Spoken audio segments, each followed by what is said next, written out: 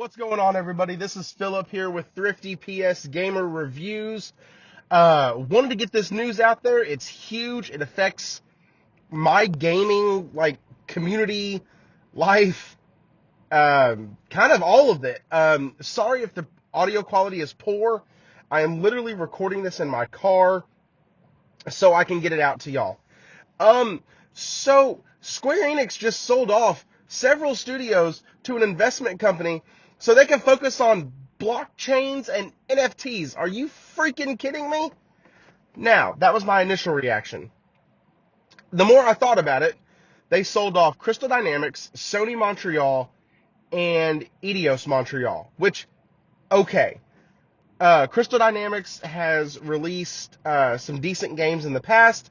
They laid a pretty good stinker with Avengers, and haven't really done much with the Tomb Raider series after the last, after number 3.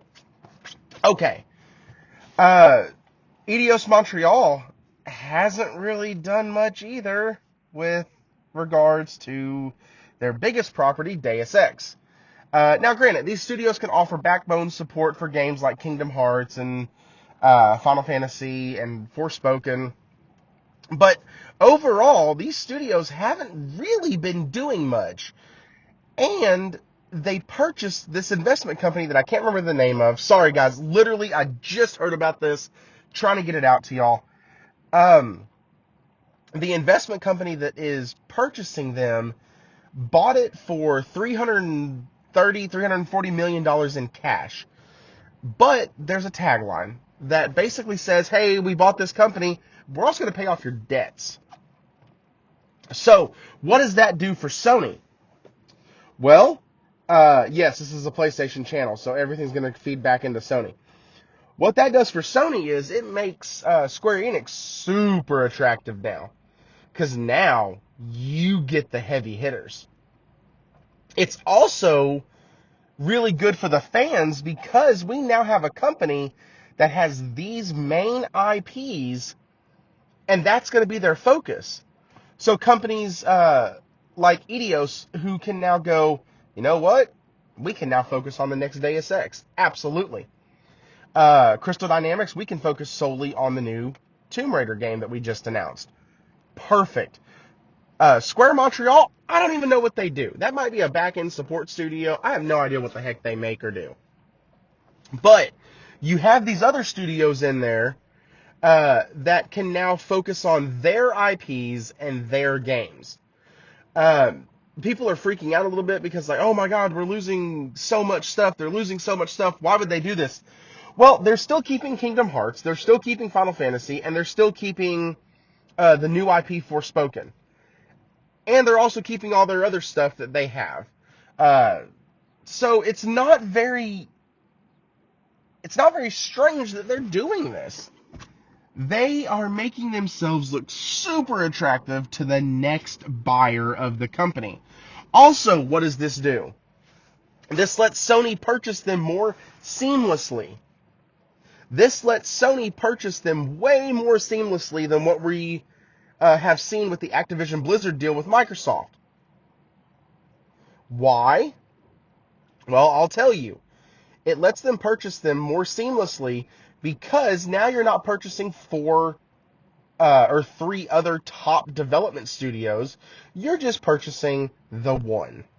You're just purchasing Square Enix as a developer publisher, which is going to be fantastic.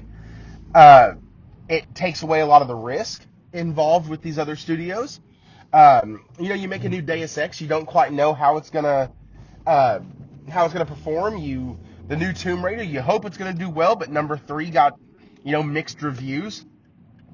Then you have these other IPs that you're looking at and going, well, Crystal Dynamics laid a stinker. We spent millions of dollars on a game that we have never recouped the cost from. We're in debt up to our eyeballs from trying to do so many stinking projects because, hey, we're Square Enix and that's what we do. So you have all of these contributing factors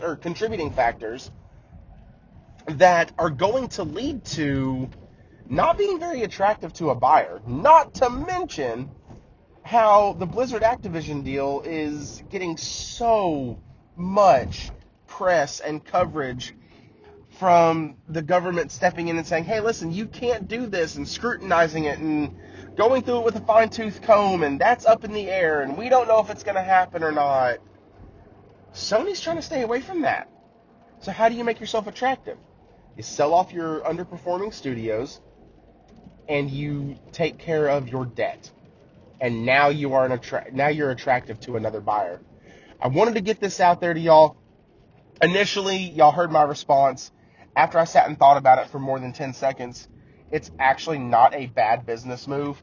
Now, the crap they're doing with blockchains and NFTs and all that, just keep that crap out of Kingdom Hearts, Final Fantasy, and Forspoken, and I think we'll all be fine.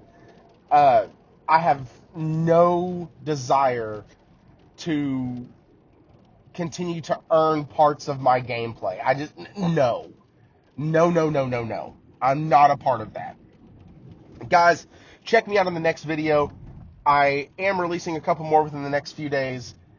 This is Philip with Thrifty PS Gamer Reviews. Like and subscribe, and as always,